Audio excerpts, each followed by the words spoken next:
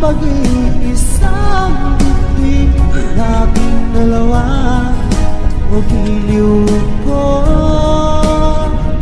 Mga magulang natin sila ay